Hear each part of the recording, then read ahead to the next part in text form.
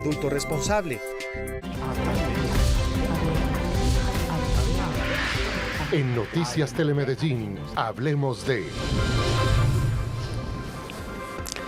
¿Qué tal? Muy buenas noches. Como siempre es un placer darles la bienvenida. Hablemos de una conversación con la ciudadanía, con expertos desde distintos puntos de vista sobre temas de interés. Hoy le doy nuevamente la bienvenida a mi compañera de set, Susana Lancheros. Susana, muy buenas noches. Hola, ¿qué tal, Andrés? Muy buenas noches para ustedes. Gracias por acompañarnos una vez más en estas conversaciones de cada jueves, conversaciones de importancia para la ciudadanía y hoy para todo el país, especialmente por el panorama energético de Colombia. Vamos a revisar juntos algunos hechos importantes relacionados con nuestro tema para hoy.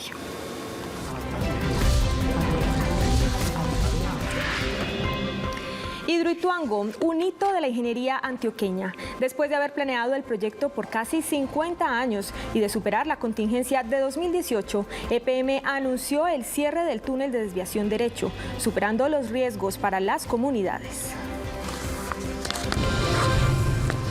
Hidroituango salvó al país de una crisis energética. Este es el proyecto hidroeléctrico más importante de la historia y aportará cerca del 20% de la energía que demanda el país. La obra entró a operar en medio de una contingencia por el crítico nivel de los embalses. Energía para todo el país. Hidroituango generará 2.400 megavatios de energía cuando estén funcionando sus 8 turbinas. Con una sola se puede abastecer a una ciudad como Pereira y con 4 le dan energía a todo el Valle de Aburrá. Nivel crítico de las fuentes hídricas. A pesar de que Hidroituango tiene 4 turbinas instaladas, solo está generando la mitad de su capacidad por el bajo nivel del río Cauca. En el occidente las lluvias se han reducido hasta en un 60%. Bienvenidos, esto es Hablemos de los hitos de Hidroituango.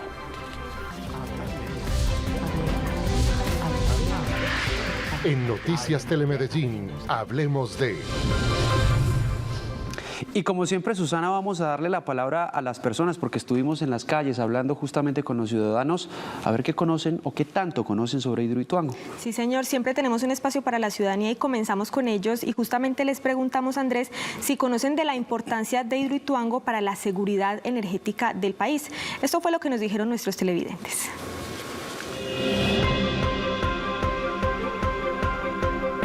Sí, desde cuando se planteó el proyecto se dijo que podría suplir una gran cantidad de la demanda que el país necesita. Una responsabilidad bastante grande, puesto que si esta no se pone en marcha en su totalidad, habrían apagones en ciertos lugares de Colombia. A pesar de los atrasos que ha tenido como tal Hidroituango y los inconvenientes que ha tenido, me imagino que va a ser una mejora importante para la ciudad de Medellín. Pues me parece estupenda la labor.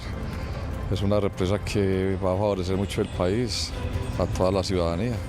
No discrimina a nadie, sino que es a todo el mundo. Es claro que si lo que llevamos y tenemos funcionando actualmente en Hidroituango, en este momento estaríamos sometidos a un racionamiento. En Noticias Telemedellín, hablemos de...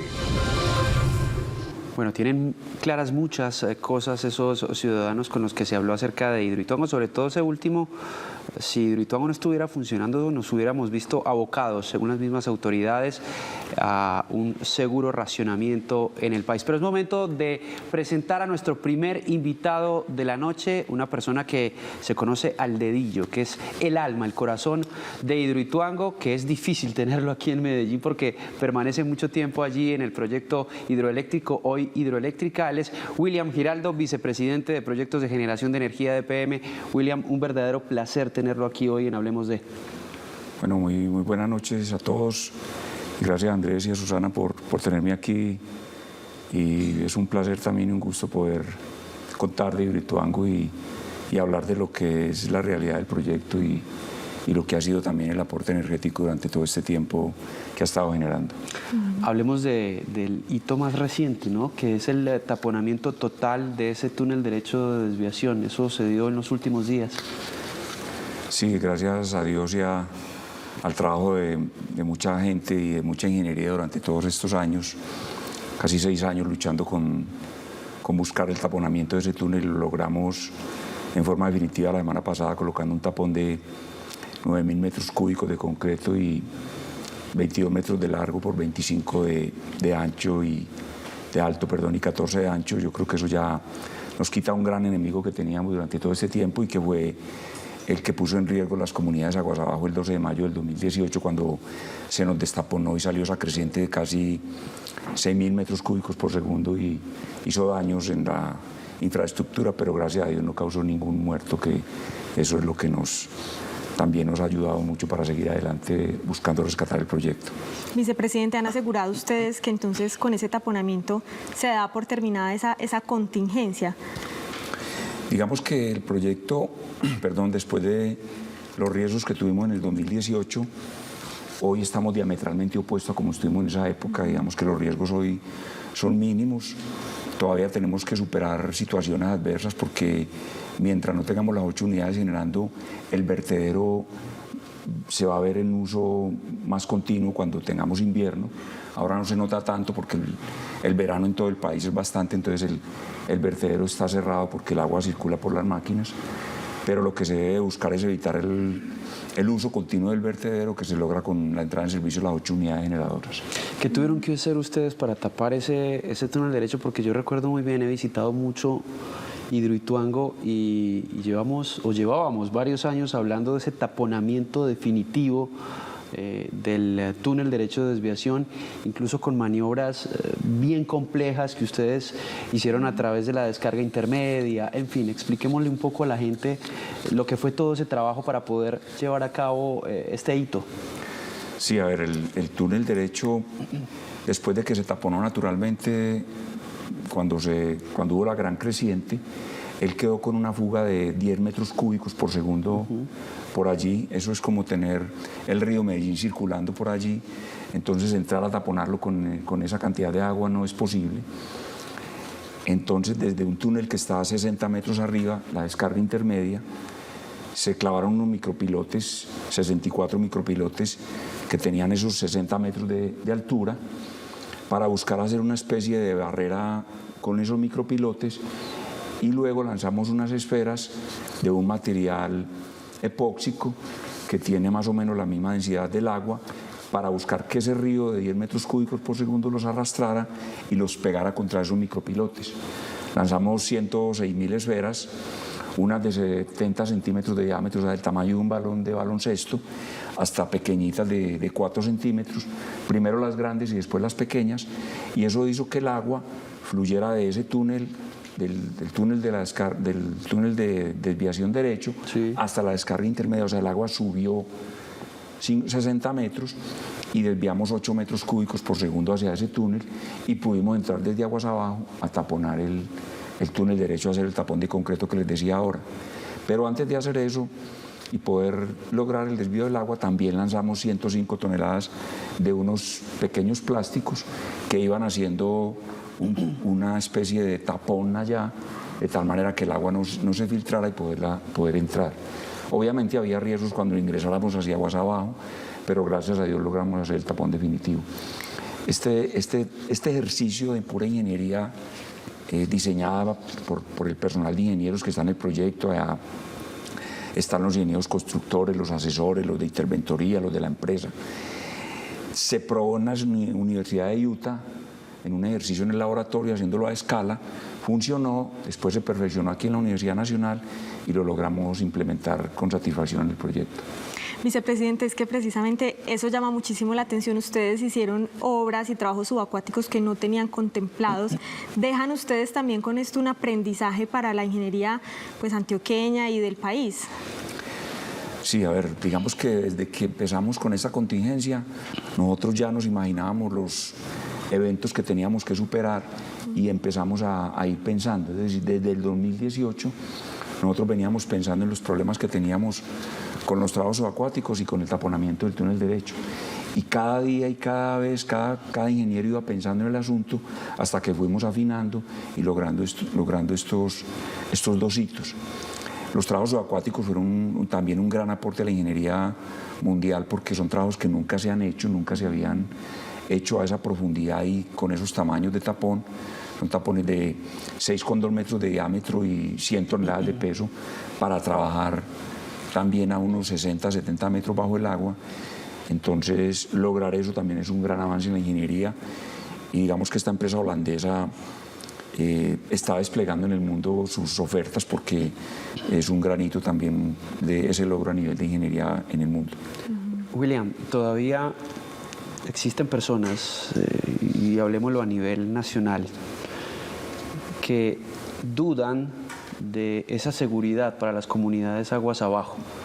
¿Qué hay que decirle hoy a esas personas, pero sobre todo a los habitantes, a las personas que habitan municipios como Valdivia, en el caso de Puerto Valdivia, o los que están mucho más abajo, río abajo, como Cáceres, Tarazá, Nechí, Caucasia, etcétera? Bueno, yo pienso que nosotros, desde que arrancó esta contingencia en el año 2018, la empresa tenía 3 premisas fundamentales. Uno era preservar la vida de las comunidades y de las personas que allí trabajábamos. Otro era cuidar el medio ambiente y por último recuperar el proyecto. Hoy, después de más de 6 años metidos en este problema, digamos que hemos cumplido esas premisas y hoy máximo, cuando ya tenemos 4 máquinas generando, la GAT tapada, el túnel derecho tapado, los trabos subacuáticos terminados, la presa terminada, el vertedero funcionando, las comunidades pueden estar muy tranquilas porque digamos que lo que ocurrió en el año 2018 está completamente superado y la garantía de que el proyecto es completamente estable es que estamos generando. Hemos invitado a muchas de las comunidades a que nos visiten, que entren a la planta, que a pesar de estar 200 metros bajo tierra, ellos ven lo que está ya construido, que es estable, que las máquinas no vibran. Muchos vieron el ejercicio de colocar la moneda sobre la máquina que no se caía. Eso muestra que la vibración no se transmite hacia el macizo.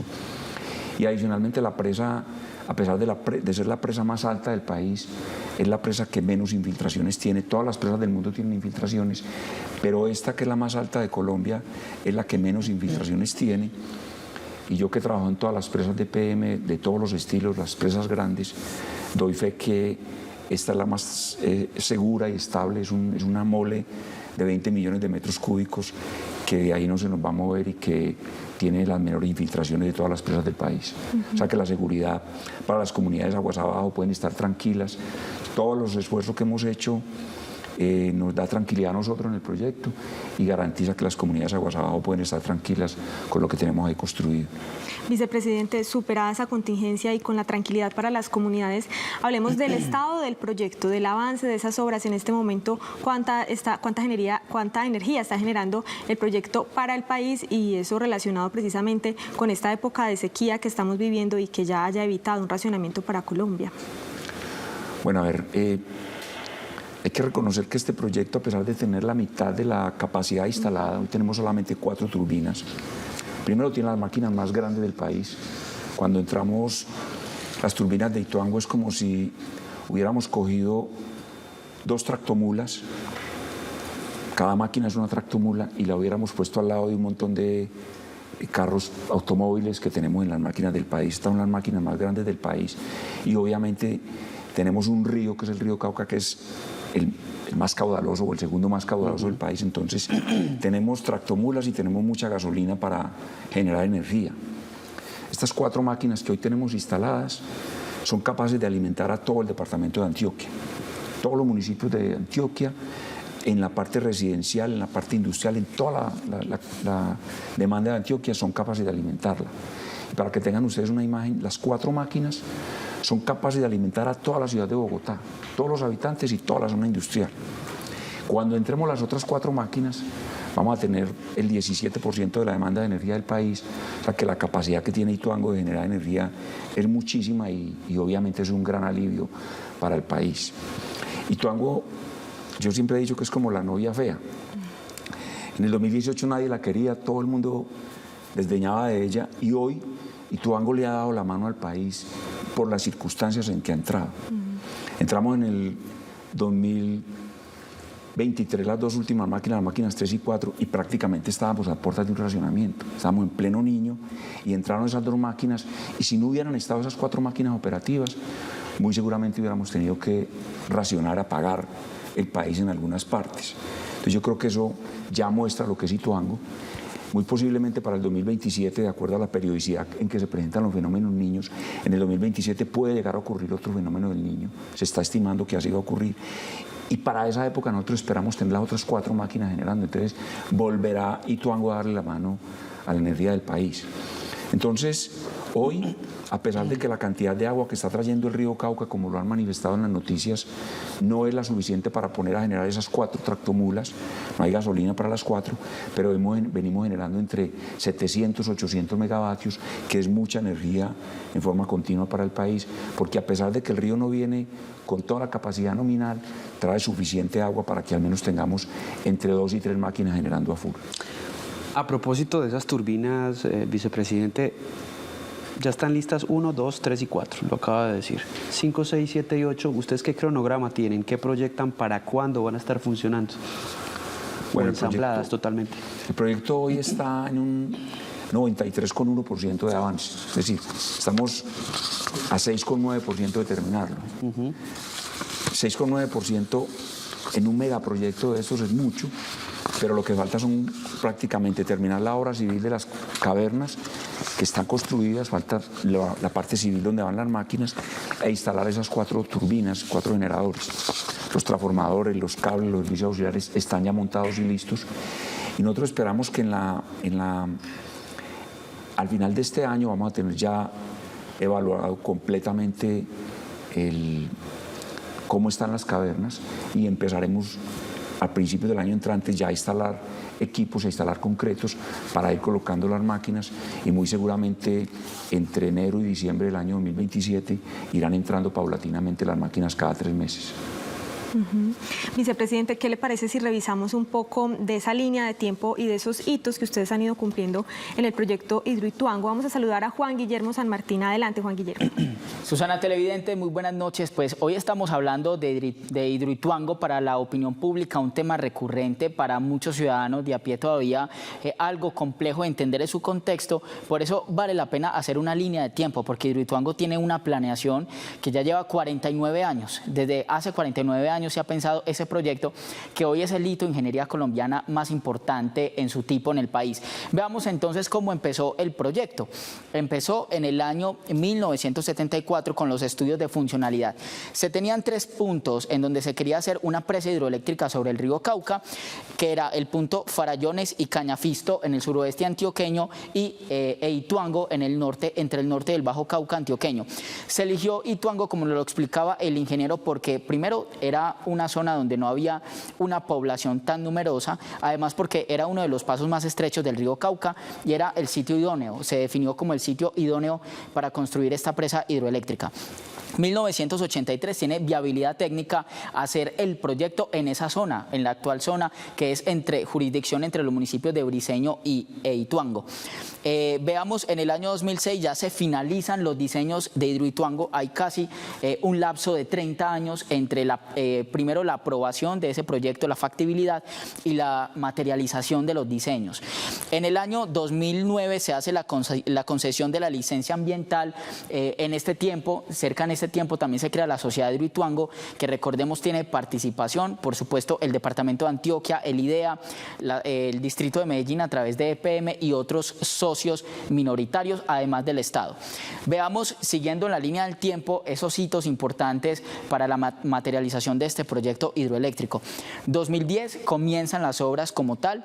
Entre el 2010 y el 2018 hay que decir, uno de los hitos más importantes que no se había logrado en el país hasta el momento fue la desviación del río Cauca. Año 2014, fundamental esa fecha. Año 2018 se da esta contingencia precisamente en el túnel de desviación derecho y en el año 2022 se encienden finalmente las turbinas 1 y 2. Un año después, hace poco, finalizando el año en noviembre, se encendieron las turbinas 2 y 3. Es la línea del tiempo, la cronología que se tiene hasta el momento para llegar al estado actual de Hidroituango. Ahí estaba entonces Juan Guillermo, muchísimas gracias. Veíamos, vicepresidente, esa línea de tiempo y esos hitos. Después de usted ver esto y de revisar los avances que han tenido, decía usted que es como la novia fea al principio, bueno, en la contingencia nadie lo quería y ahora se ha hecho tan necesario. ¿Qué sería hoy de nuestro país sin Hidroituango? Bueno, yo pienso que Hidroituango es como los hijos Calavera. Es el que, después de todo, es el que más se quiere, se termina queriendo. Y con Hidroituango ha pasado eso. Si Hidroituango no estuviera, muy seguramente estaríamos con un apagón en el país. Hubiéramos tenido apagón en los últimos meses del año pasado y principios de este. Y los precios de la energía serían bastante altos porque cuando entramos nosotros las últimas 2 máquinas en octubre del año pasado, el precio de la energía prácticamente ese día bajó a la mitad. Eso obviamente no se nota en ese instante porque los precios son en promedio mensual y las facturas son mensuales, pero eso sí impactó los precios. Y obviamente una industria donde la energía sea cara, pues se dificulta mucho más el empleo y la producción en el país. Lo mismo que para nosotros como la parte residencial, los usuarios normales, también complejiza. Entonces Hidroituango, después de tanto sufrimiento, de tanta dificultad, le ha dado la mano al país en la parte energética y obviamente nos ha dado la mano a nosotros, no solamente a los industriales, sino a los usuarios normales, porque ha favorecido también el precio de la energía buscando disminuirlo. Y cuando entremos las otras 4 máquinas, estimamos que el precio de la energía también debe comportarse a la baja porque es una cantidad de energía bastante alta la que entraría al sistema eléctrico nacional. Vicepresidente, ahorita veíamos esa línea de tiempo que nos entregaba Juan Guillermo San Martín. Y esa parte final, yo creo que ahí se parte la historia de Hidroituango en 2, pero hay como otra línea de tiempo, desde el 2018.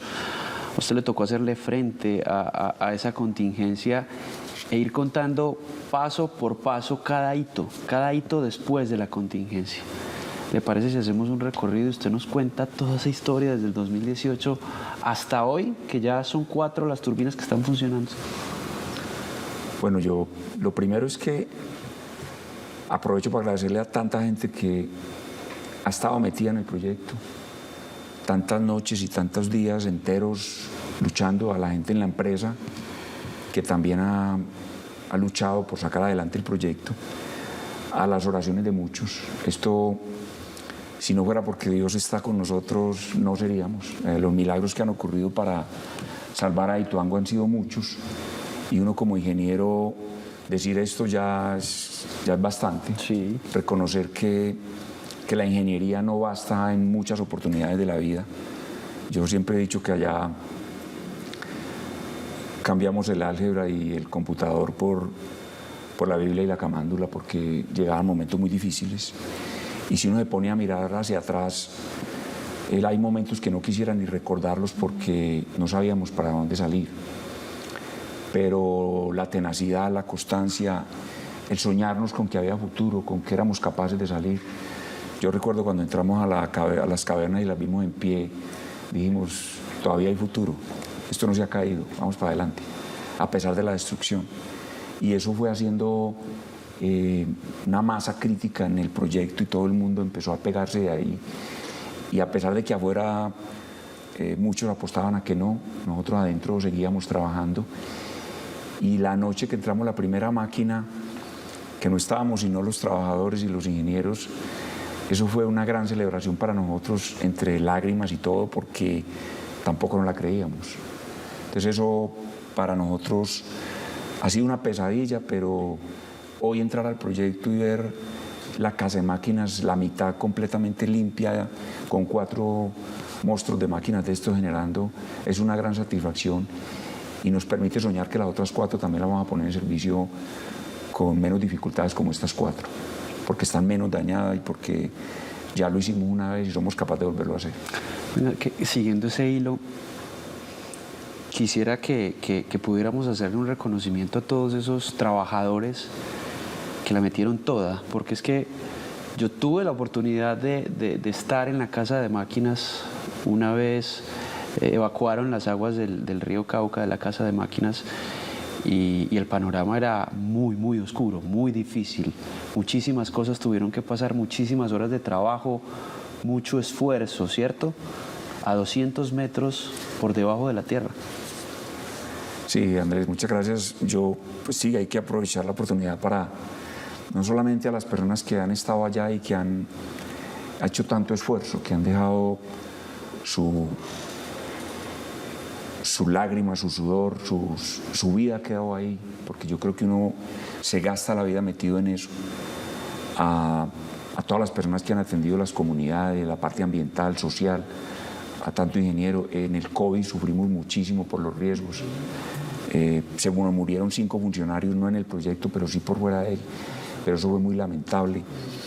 Entonces, muchas cosas que han pasado en busca de cumplirle al país, de salvar el proyecto y de salvar la empresa. Es que si el proyecto no existiera, EPM estuviera bastante mal, porque ahí tenemos muchísimos recursos invertidos.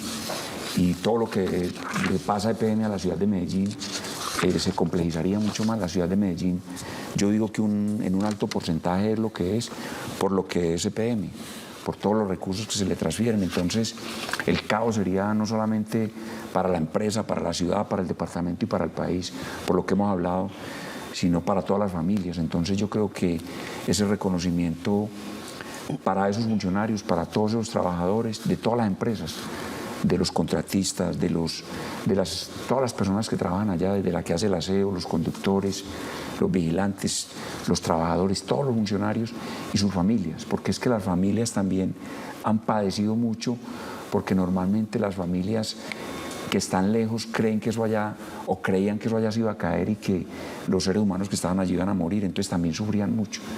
Yo vivía con el teléfono lleno de mensajes de esposas y madres que le decían a uno que por qué no los dejaban salir, que los mandaran a la casa de descanso porque los iban a dejar morir allá por el COVID, porque era muy complejo. Pero gracias a Dios estamos contando la historia y hemos salido adelante. ¿Usted cómo aguantó todo eso, William? Yo pienso que hay un Dios que lo lleva a uno y lo soporta, y hay una familia también que está acompañándome, mi esposa, mis hijos, mis hermanos, y creo que las oraciones de mucha gente también me han acompañado. Yo creo que hay un ser supremo que es el que nos guía, y que cuando uno no es capaz con el esfuerzo personal, pues tiene que decirle al Dios que le ayude y que lo ilumine, y eso nos ha ayudado mucho. Vicepresidente, justamente tenemos algo que a usted le va a gustar, algo muy especial, y es que hablamos con la gente y nos entregaron algunos mensajes para esas personas que han trabajado todos estos años allá en Hidroituango y que han hecho posible este proyecto tan importante para el país.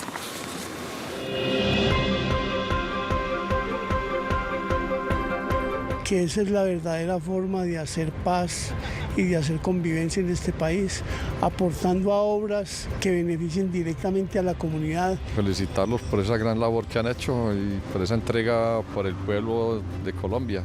Que muchas gracias, porque es un sacrificio bastante grande estar tan alejados de su familia, turnos tan extensos para poder poner todo en marcha. El compromiso tiene que ser todo por Medellín, por Antioquia y por Colombia. Que sigan adelante, que es un proyecto muy bonito y muy grande no solamente para Antioquia, sino para el país. Que sigan así. Lo importante es terminarla, mejorarla en lo posible, en lo que haya que mejorar, y mirar las rentabilidades económicas que van a traer para el departamento y a nivel nacional. En Noticias Telemedellín, hablemos de... Vicepresidente, más gasolina para seguir trabajando, ¿no? Todo eso que le dicen ahí, lo que dice la gente, y le dicen también a los empleados que están allá en Hidroituango, en la obra. Sí, muchas gracias a todos. Yo pienso que uno en la calle, de la persona menos que uno se imagina, recibe mensajes de solidaridad, de apoyo, porque al final la gente también entiende que lo que estamos haciendo es por el país, por esta región, porque a todos nos vaya bien, y que el interés no es ni personal ni de que una empresa quiera lucrarse por tener algo, sino buscar ayudarnos entre todos para que se tenga un proyecto que no solamente va a generar energía, sino que crea mucho desarrollo en las regiones. Yo siempre pongo el ejemplo de la región de Guatapé. Mi familia es de Guatapé y yo pasaba mi niñez en Guatapé. Guatapé hace 50 años era un abandono total, era un calle sin pavimentar, y hoy lo ve uno y es algo completamente distinto, cambiado. donde se ha generado riqueza, donde hay desarrollo.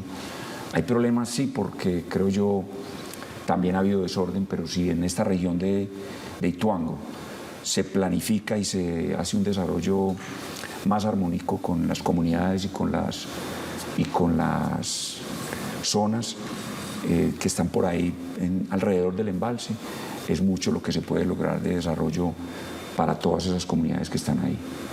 Vicepresidente, bueno, es momento para hacer una primera pausa, pero ya regresamos para seguir hablando con usted y con nuestro segundo invitado sobre los hitos de Hidroituango. Ya volvemos.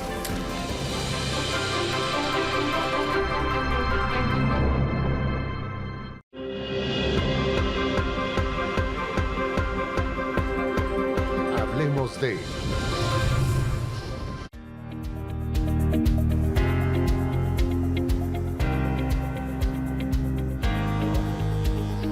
Estás viendo Hablemos de...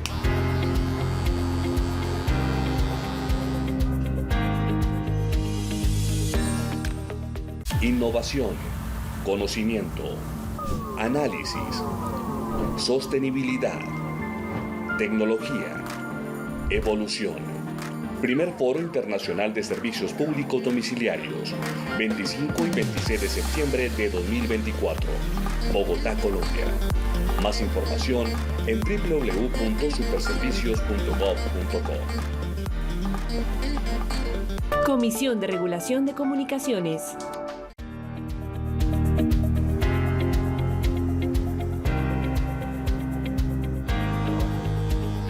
Estás viendo Hablemos de...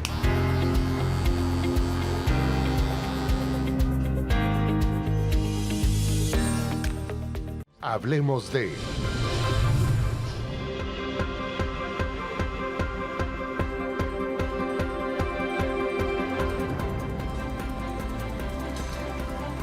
Y continuamos hablando de los hitos de Hidroituango y vamos a compartir esta conversación con el vicepresidente de Generación de Energía de EPM, con nuestro segundo invitado de la noche, José Valentín Restrepo. Él es profesor titular de la Escuela de Ingenieros de Antioquia y es especialista en energía eléctrica y además asesor en diferentes proyectos. José Valentín Restrepo, muy buenas noches y gracias por acompañar esta conversación. Muchas gracias a ustedes también por invitarnos aquí. Muchas gracias, Susana. Profesor, bueno, bienvenido. ¿Y qué piensa usted de lo que hemos venido hablando en esta primera parte del programa? Pues hemos resaltado la importancia de Hidroituango hoy para el panorama energético del país. Es que la energía es una necesidad del hombre, o sea, todos necesitamos energía en algún momento y digamos como seres humanos, en cualquier sociedad la energía es un elemento indispensable ahora para poder, digamos, vivir cómodamente, poder llevar nuestras actividades diarias, laborales, cotidianas y necesitamos fuentes de energía y el problema de la energía es que ahora conseguirla, todo el mundo quiere la energía más bonita, más barata, pero nadie la quiere en la puerta de la casa y realmente siempre los sistemas energéticos pues, van a tener impactos, van a necesitar construirse y necesitan ser estables. Entonces, la energía es un tema necesario y en Colombia, afortunadamente, desde hace tiempo tenemos la principal fuente de energía, la hidroeléctrica, que es una de las fuentes renovables más importantes y que todavía podemos aprovechar mucho más, porque es que tiene varios temas. Primero, almacenamiento de agua. El almacenamiento de agua es supremamente importante. Donde hay una represa, generalmente en una cuenca, hay árboles, hay vida, hay pájaros, generalmente hay reservas, etcétera, etcétera. Inclusive, por ejemplo, en Guatapé, aunque haya mucha vivienda alrededor y áreas turísticas, de todas maneras es una parte de reserva muy importante arbórea y también vida marina. Pero en otras, digamos, en otros proyectos, bueno, hay proyectos que no son así con ese tipo de vida, digamos, algunas represas en otras partes del mundo, pero aquí representa vida y tenemos agua disponible que podemos usar para muchas actividades.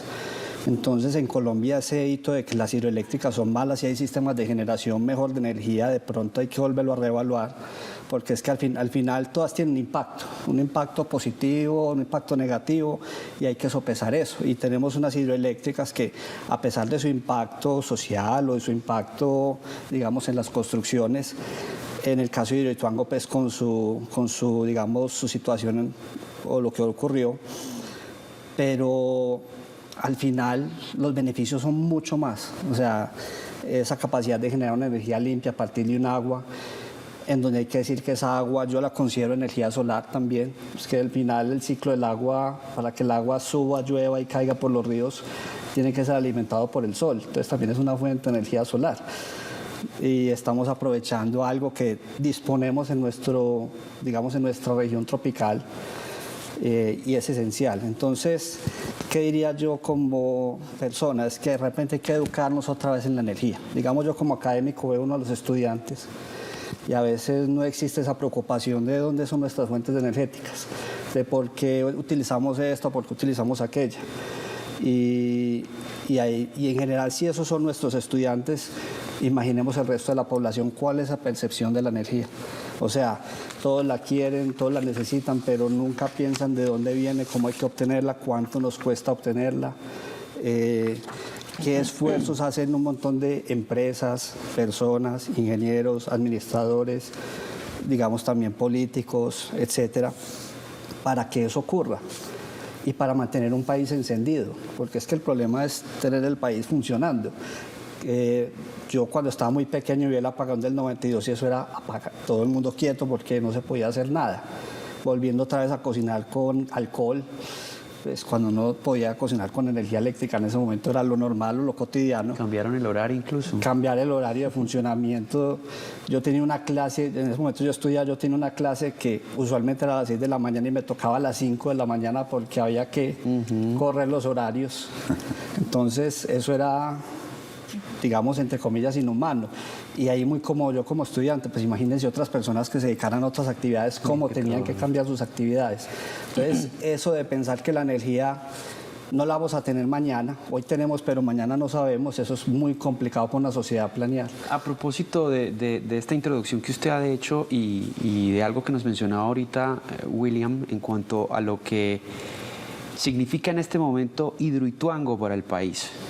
Esa generación a futuro del 17% de la energía, hoy de la mitad, un poco más del 8.5%.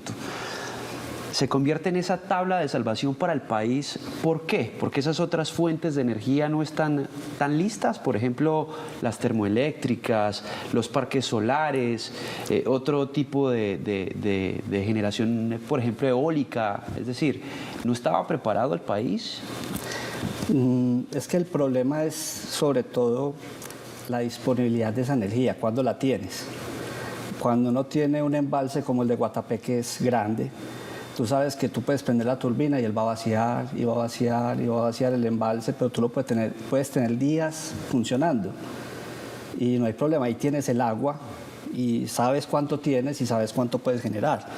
Digamos que en Hidroituango, así como dijo el ingeniero, el vicepresidente aquí, es una cosa más pequeñita, tiene unos motores muy grandes, unos tractomulas gigantescas, pero de todas maneras goza, afortunadamente, de uno de los caudales más grandes del país, que recibe aguas de Cali, recibe aguas de Pereira, de Armenia, de Manizales, otros afluentes. Entonces, a pesar de esta sequía, tiene un caudal que le permite operar. Hay otras presas en Colombia que los caudales son prácticamente nulos en este momento. Entonces, si operan, básicamente tienen que dejar de operar al otro día o al tiempo porque ya se vacían completamente. Sus caudales son muy inferiores a los requeridos para que operen. Entonces, este tipo de hidroeléctricas en general, digamos, bien pensadas, bien planeadas, pensando en caudales o en embalses grandes o en la combinación de los dos, nos dan seguridad de que podemos tener energía mañana. Es que el problema es saber la energía mañana. Con la fotovoltaica, digamos, la fotovoltaica es la energía, digamos, de moda hace un rato, pero carece de esa inercia. O sea, la fotovoltaica, si hay sol tenemos energía, pero si se va el sol, es un día nublado, esa energía cae mucho. Y también tiene, digamos, algunos ciertos problemas con respecto a la temperatura, a los equipos que hay que instalar para que funcione. Las extensiones de tierra que ocupa son muy grandes. Básicamente, debajo de los paneles, eso se vuelve un desierto, porque es que no le llega sol. Entonces, de ahí ya no crece pasto, ya no crece nada, eso se vuelve... También digamos, hay un impacto ambiental, entonces. También tiene impactos ambientales. Entonces, todo tiene algún tipo de impacto. Los tipos de residuos que genera, las áreas que cubren. Y al final tenemos que vivir con eso como sociedad. Pero lo grandioso para mí de las hidroeléctricas es precisamente lo que comenté ahorita, tener agua ahí. es que esa agua también hay que manejarla al otro lado. No solo se puede usar en este caso en la generación hidroeléctrica. Aquí tenemos una que se llama Río Grande 2.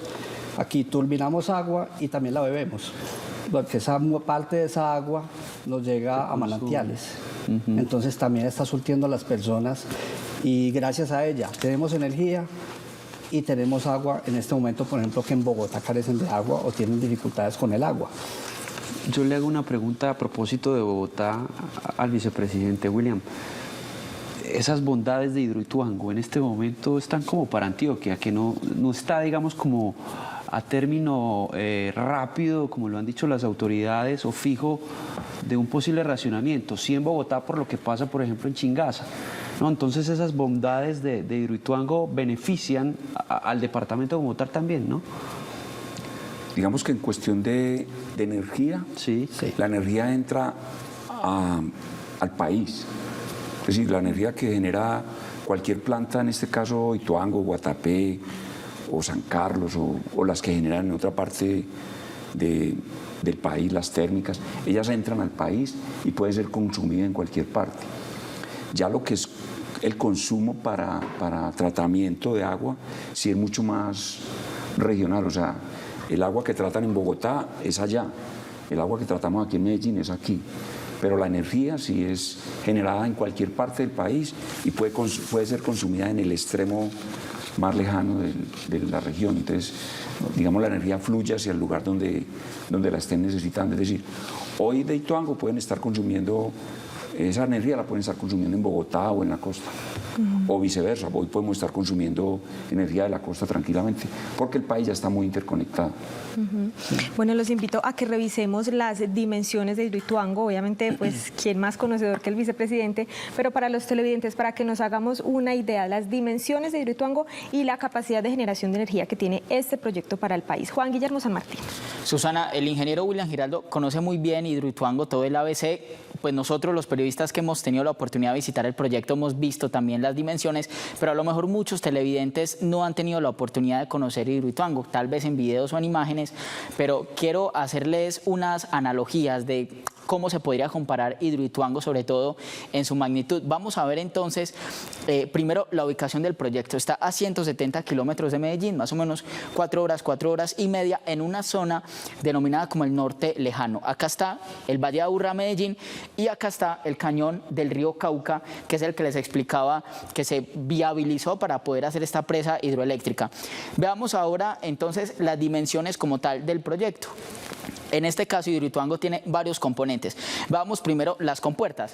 Cada compuerta tiene un tamaño de 15 metros de altura. Esos son más o menos 6 pisos. Solamente las compuertas del vertedero que permiten que ingrese o que también se pueda hacer ese taponamiento del agua en el caso del vertedero. El embalse tiene una dimensión de 79 kilómetros. Si hacemos una analogía, esa es la distancia que hay entre Barbosa y Amagá. Únicamente el embalse de Hidroituango. La presa, que como lo decía el ingeniero muy bien, es la presa más alta del país, mide 225 metros, es mucho más alto que el edificio Coltejer, mucho más alto que el edificio Colpatria de Bogotá y se acerca por poco al edificio Bacatá en Bogotá, que es el edificio más alto del país, es decir, es una de las construcciones más grandes del país, la presa de Hidroituango. Veamos el vertedero, que es por donde se evacúa el agua, que alguna ingresa al cuarto de máquinas y esta es la otra que vuelve nuevamente al cauce del río Cauca en el cañón un poco más abajo. Tiene una dimensión de 4 canchas de fútbol, más o menos 4 estadios Atanasio Girardot, solamente en la parte del vertedero. Y el cuarto de máquinas, que es en donde están las 8 turbinas, las 4 que están actualmente instaladas y ya funcionando, tiene una dimensión de 17 pisos de profundidad, como si uno se asomara desde un piso 17.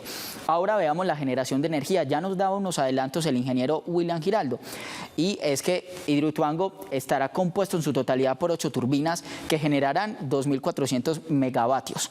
Hasta el momento, si hacemos una analogía turbina a turbina, podemos decir que una turbina genera 300 megavatios. Vamos ahora a ver cuántos son 300 megavatios para una persona, para ponerlo en términos más sencillos. Una turbina puede abastecer de energía a una ciudad como Pereira o Ibagué en su totalidad.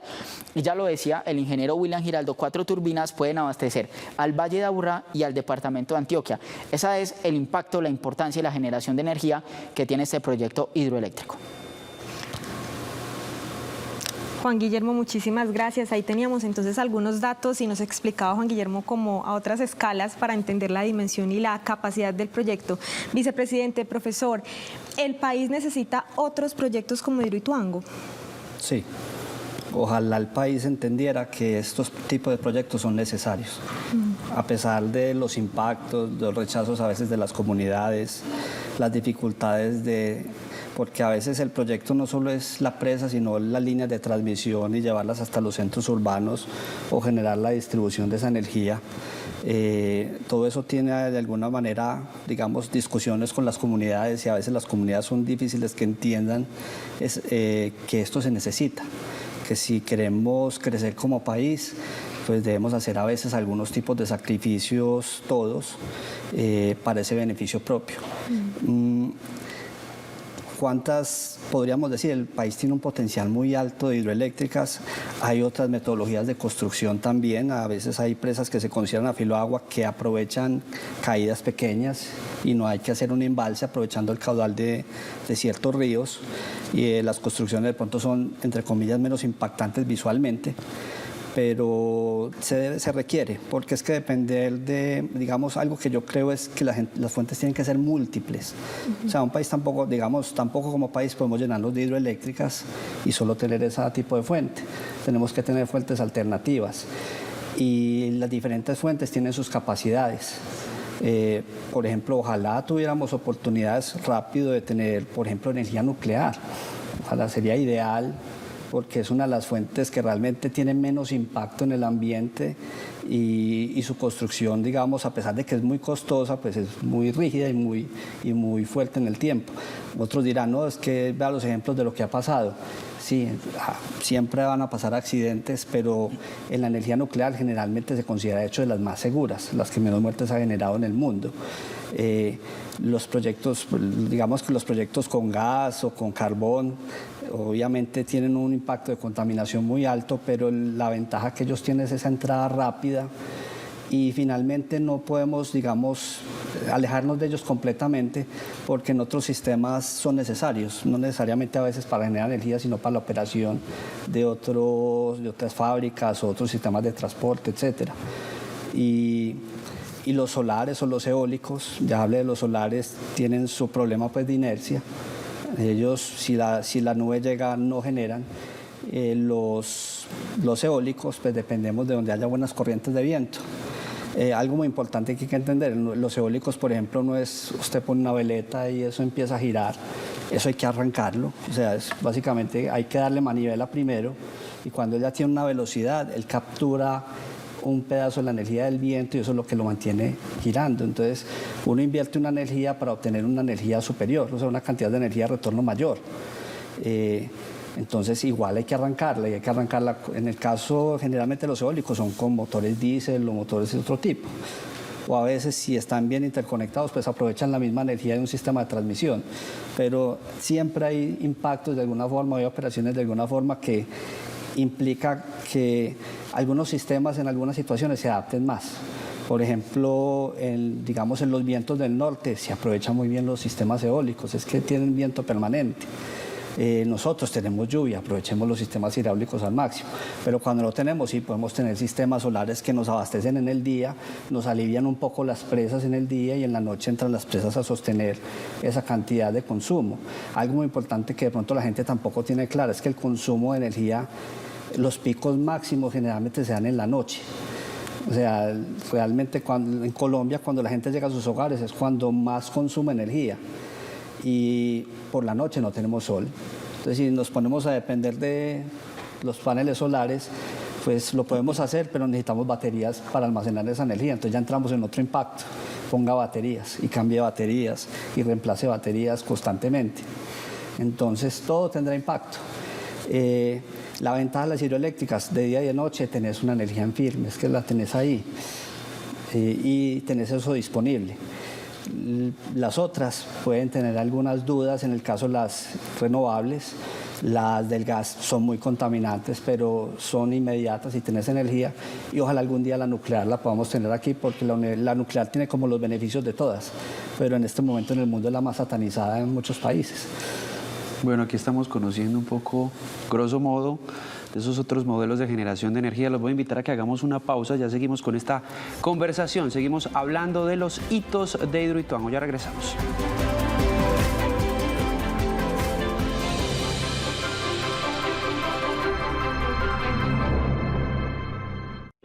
Hablemos de...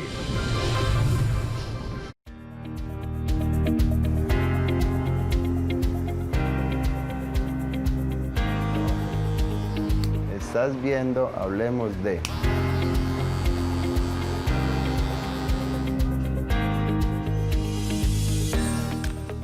La Corte Constitucional invita al 19º conversatorio de la Jurisdicción Constitucional Promesas y Garantías, un constitucionalismo vivo, en Manizales, Caldas, la ciudad de las puertas abiertas, el 26 y 27 de septiembre. Un diálogo en clave de garantismo. El tiempo de los derechos, de la división de poderes y de la democracia tienen ahora una vitalidad invencible que ofrece la supremacía de la Constitución y el deber de guardar su integridad. Inscripciones por medio del código QR. Les esperamos. Comisión de Regulación de Comunicaciones.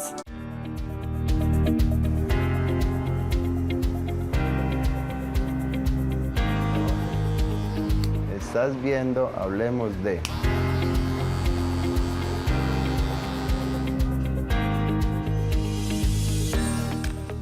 Hablemos de...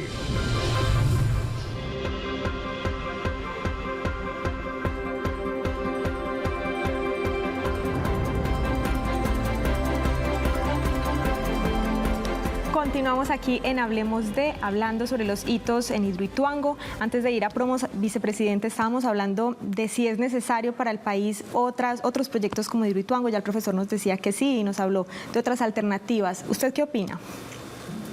Bueno, a ver, yo pienso que, como dice el profesor, la canasta tiene que ser variada. Entonces, el mercado energético debe tener de todo. Y yo soy convencido que uno debe consumir lo que la tierrita le da. Es decir, si los costeños tienen pescados porque está el mar ahí, pues tienen que comer pescado. Si nosotros sembramos maíz y hacemos arepa, pues comemos arepa. Entonces, pasado eso a la energía, nosotros tenemos mucha agua y muchas caídas. O sea, la energía potencial que tenemos es muy alta. Entonces, los proyectos hidroeléctricos en un país de estos no pueden ser desechados simple y llanamente porque la gente no los quiere, porque ambientalmente son un problema. Porque es que eso implica, nada en la vida es gratis, todo cuesta. Es decir, yo puedo traer muchísima energía solar, pero tengo que invadir muchas hectáreas de tierra, de paneles.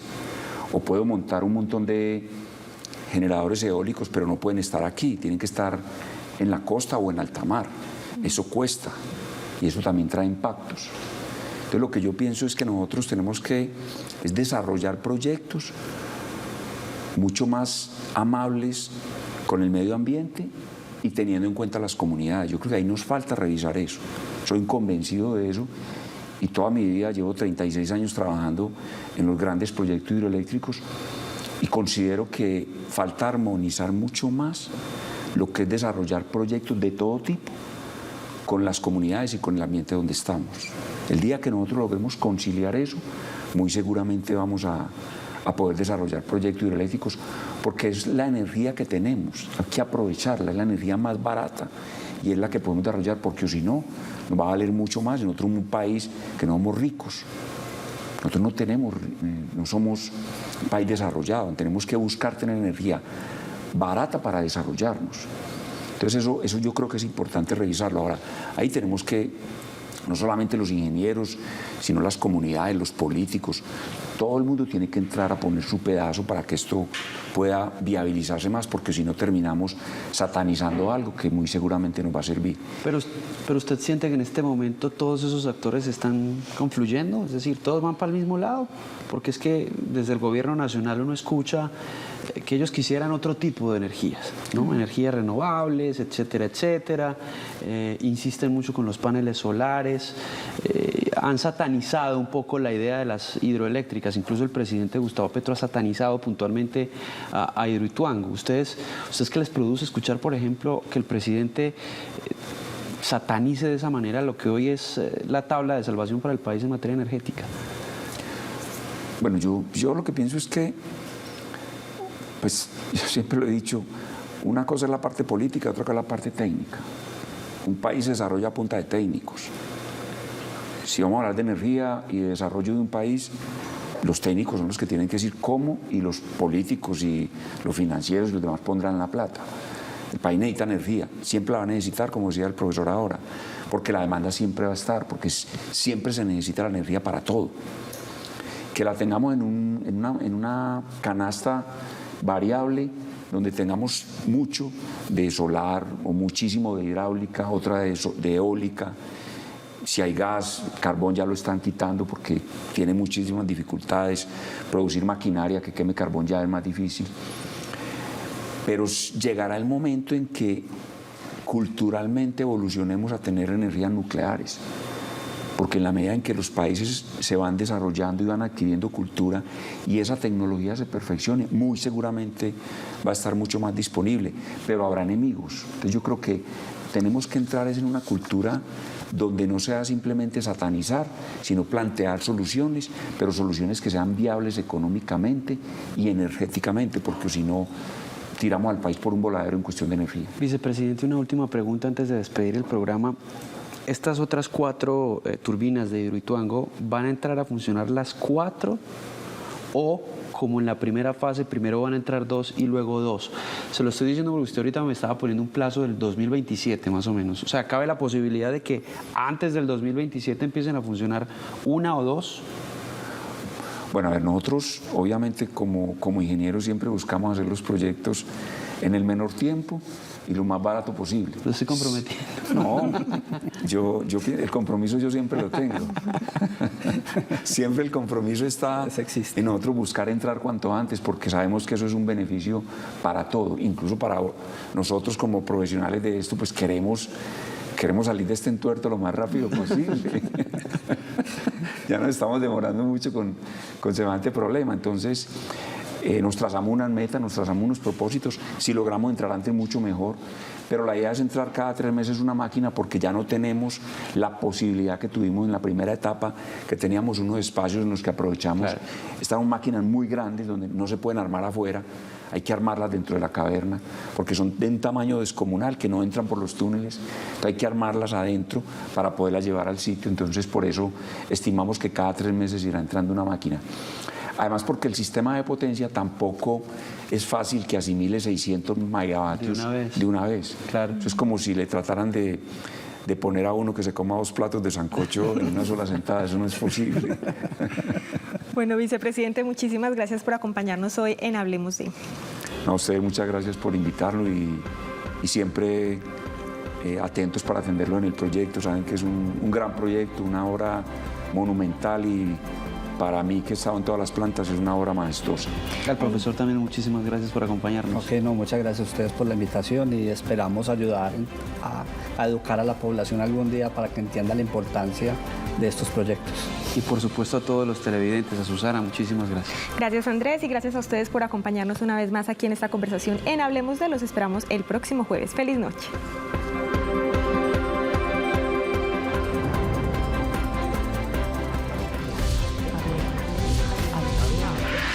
En Noticias Telemedellín, Hablemos de.